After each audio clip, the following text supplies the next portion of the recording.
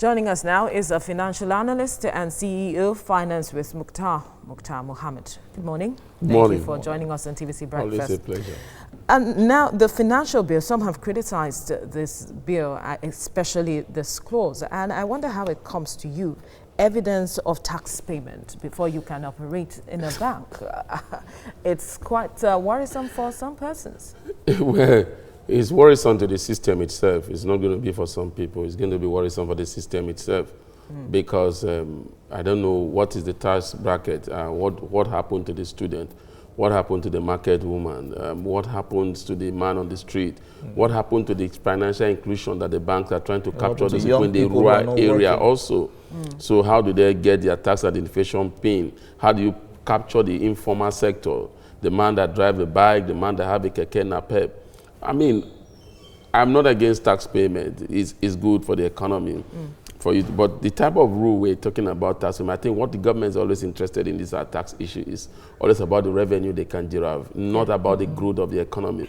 Because we're talking about a population of about 180 million, and we have had less than 100 million people that have bankable account. And again, you are bringing, already we've seen a backlog in terms of increment in the circulation of currency, because most people now are not even ready to do the POS or online platform. So we'll see more increase in we'll the have to see, circulation of we'll see money. more increase in this, because people will just feel that what next? Keep your money in the house, whatever you want to do with it. And again, the security implication could be huge.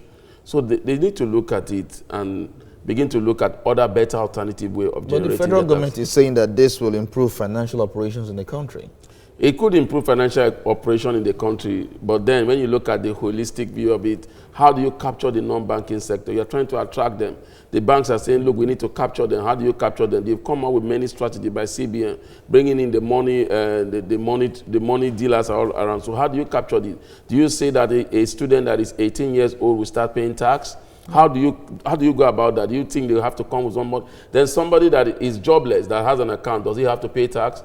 Just of recent, the CBN saw that how the 50 naira charges is not really working. They have now come up to say, okay, you can only pay the 50 naira duty, stamp duty charge if you withdraw above 10,000 naira. So there's a lot of completion when it comes to all this thing. I think they need to sit down and streamline their policy on how to attract people to the tax net. And most of the better way to attract people to the tax net is improve the infrastructure. And people would not naturally. When you say improve infrastructure, how do you mean now?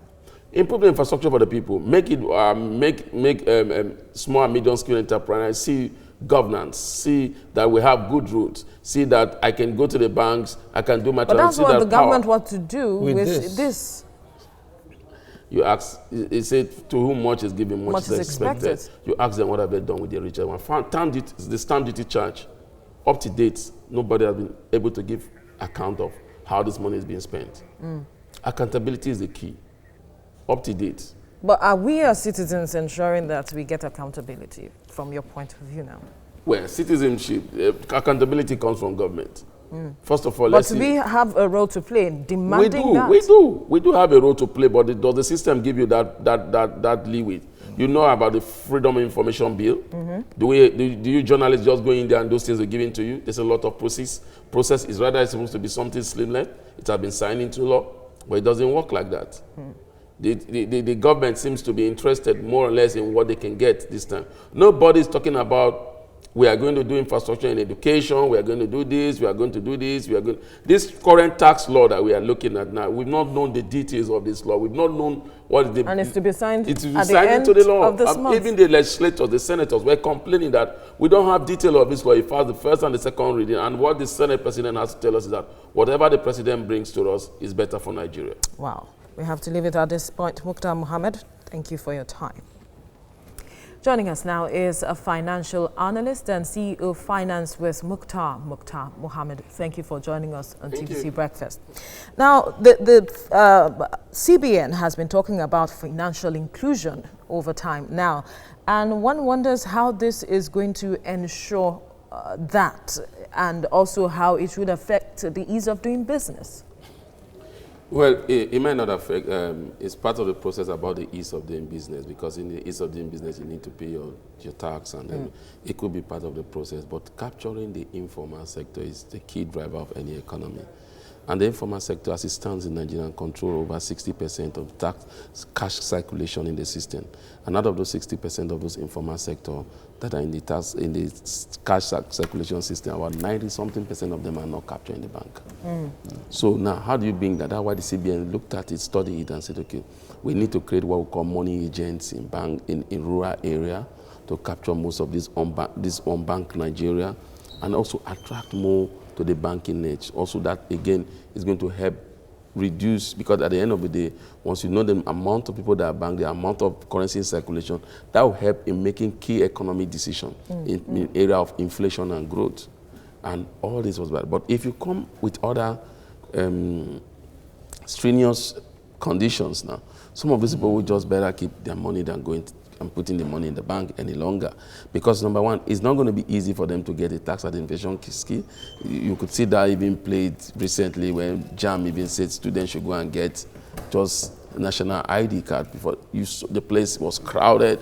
The students, some of them stayed there for about a week or two. Yeah. So when you talk about somebody who wants to open an account, and remember the bank have tried to create this inclusion by also making it easy for people to open an account. Yes. Initially, before you have to open an account, they make zero balance opening an account. Yeah. They make even you opening an account with your phones. So all these systems now will have to change because you need a tax identification PIN.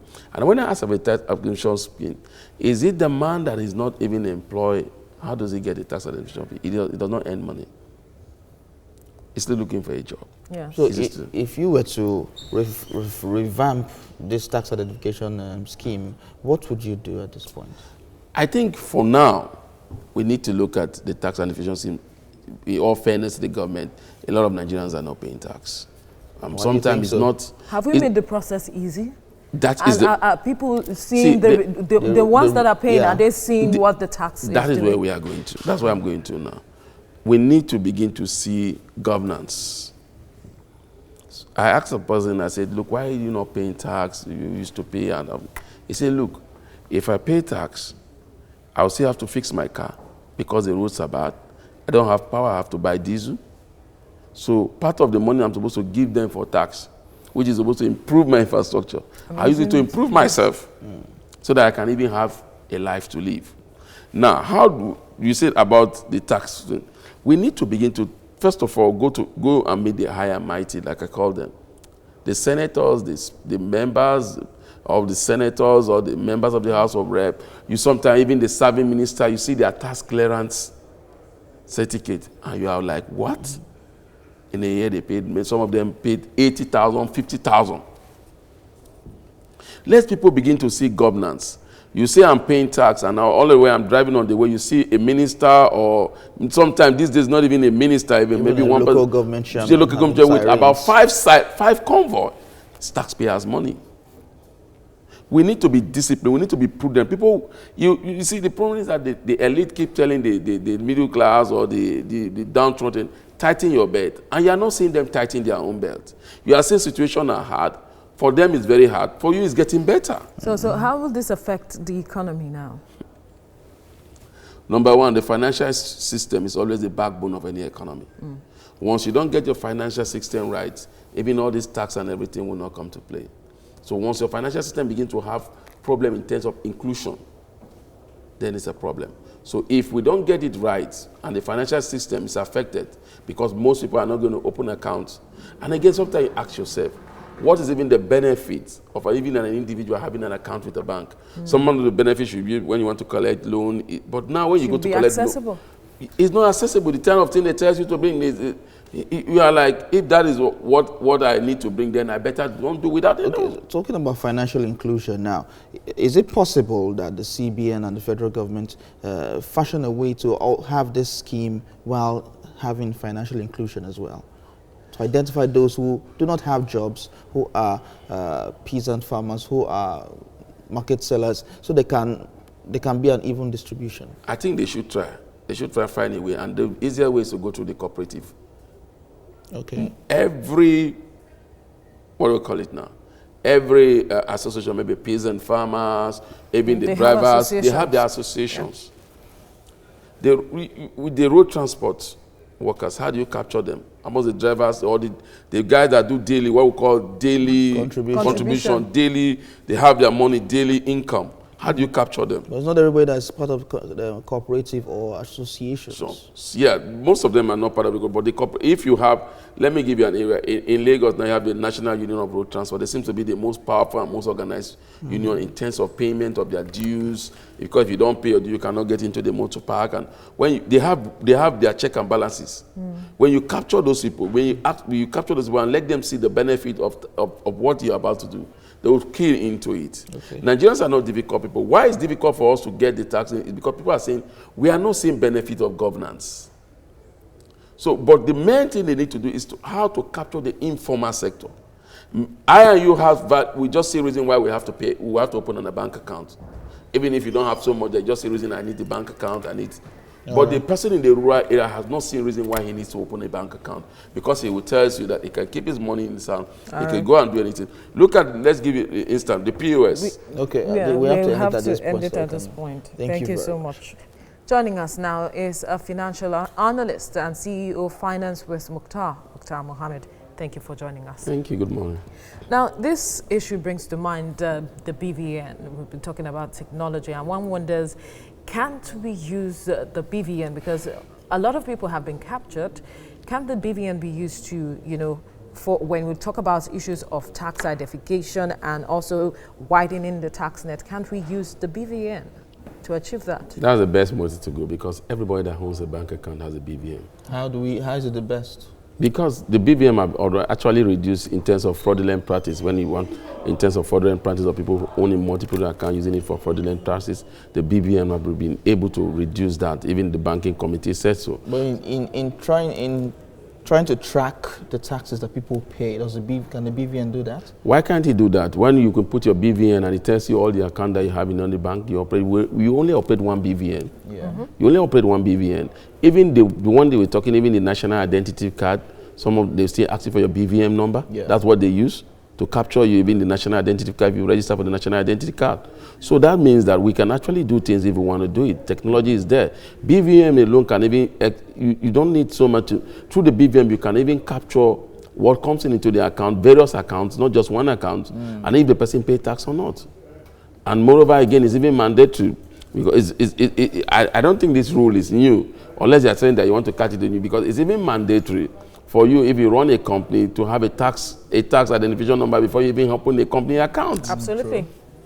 So then when you talk about individuals also capture through their tax return from their company directly to deduct from source. So what is new about this is only if you say you want to start using it, that now individuals, maybe people that are above 18, and when they open, you must give them a tax identification number so that you'll be able to catch them in the new tax system. I think that would be fair. So what scenario do you see playing out now when this comes into law? Because if there are no amendments or suggestions that you have pointed out that should be made, what do you see playing out? I think the government is, sometimes our policymakers are not just wise when you know that you're trying to capture some things and make it easier. Remember, even the CBN came up that even up to this moment, they're still capturing people on the BVN platform. Yeah. And so why can't you use that platform also? Once you capture somebody on a new BVN platform, you give him a tax identification, you make the system slimless, you let the person know they need to pay tax, especially those from the informal sector. Mm-hmm. That is the key.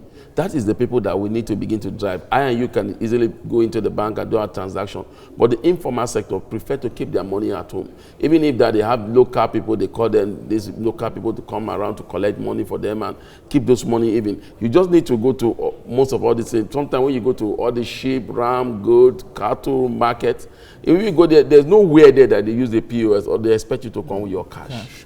But is that not a way of avoiding tax? Everybody has a way that they want to avoid tax. Even the rich also have a way they want to avoid tax. But again, in avoiding tax, sometimes you need to look at what the tax say, what the law say on how to avoid those taxes, and look at the loophole into the law and play into it, and then you could be safe. But when you are avoiding tax deliberately by using cash as a means, it's sabotaging the economy.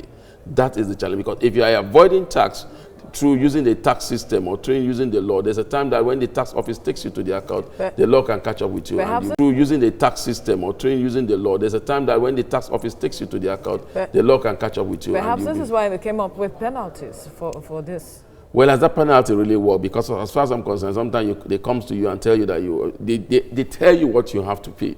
They don't even look at the books. They just look at your company, look at what you do, and tell you you're supposed to pay a tax of like 10,000 or 10 million, and you go there and what if the person is not making up to that? You now have to appeal. They have what they call a tax special appeal committee. You send it to the appeal committee. Even when you are waiting for the appeal committee to even come, sometimes it's that bad that they will even come and seal up your premises and say that you have not paid tax. Meanwhile, you have done an appeal. So the system is not working. We need to create systems. We need to make sure now all the tax reform you are saying is coming up is due to one man, is due to somebody that is there that is trying to drive the tax system. But are we creating systems that if after this man is not there any longer, this system will be sustainable? I don't think so.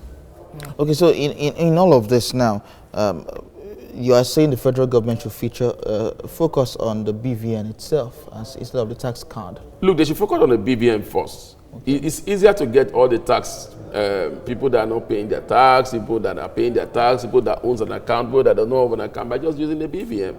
If you are using it in capturing of a national identity card, why can't you use it in getting the people that are not been paying their tax? But there's a downside now. There's a fine for defaulters, 50,000 naira for first offenders, then subsequent offenders 25,000 naira. What about those that are not working who have accounts with BVN? How will they be captured in that situation? They are not working, yes, and they have an account. Yes. So how do they pay? What is tax supposed to mean? It's supposed to be from income that you earn. Yeah. Absolutely. So they are not earning any income. So how do you capture them?